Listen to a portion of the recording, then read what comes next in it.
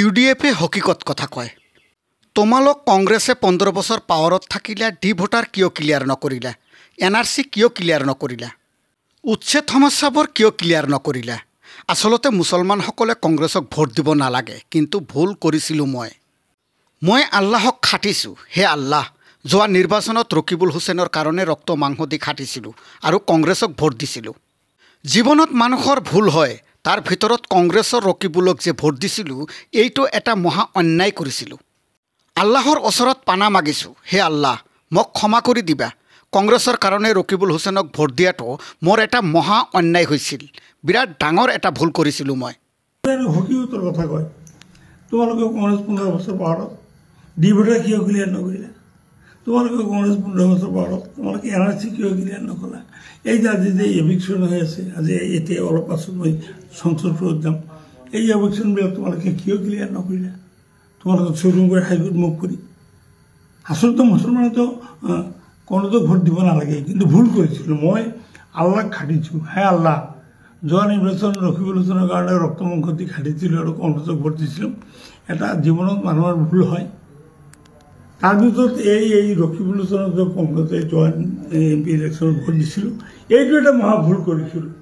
আল্লাহৰ ওচৰত মই পানা মাগিছোঁ, আল্লাহ তুমি ক্ষমা কৰি দিবা।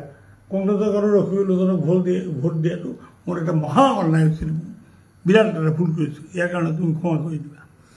মোৰ মিছেজ আৰু মই আমাৰ দুটাৰ এটা যিকোনো এটা 26 চনত ইলেকশ্যন খেলিম, বিধানসভা নিৰ্বাচন।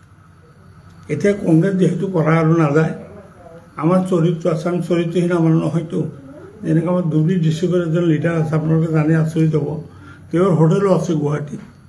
হোটেলত বিউটি পাৰ্লাৰ আছে। বিউটি পাৰ্লাৰত কৰে কি, সুন্দৰী সুন্দৰী ছোৱালী ৰাখে। সেই ছোৱালীবিলাকৰ গাত হাত দিয়ে সেই নেতাজনে, যে 50 টিকেট বিক্ৰী কৰি সেই লিডাৰটো দুপৰীয়া ভাত খাবলৈ ঘৰত আহে। সেই ছোৱালীকেইটাৰ গাত আকৌ তাৰ ল'ৰাই হাত দিয়ে।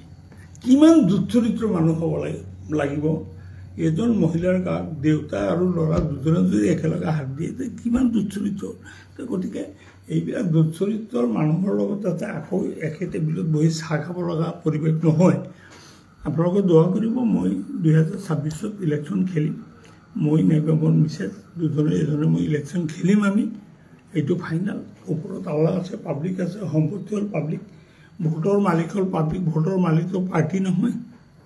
কংগ্ৰেছ যেনেকৈ ভাবে ভোটটো বোধহয় তেওঁলোকৰ বাপৰ সম্পত্তি, পাব্লিকৰ সম্পত্তি বুলি নাভাবে। পাব্লিকৰ তাত যাম, হাতে ভৰিত ধৰিম।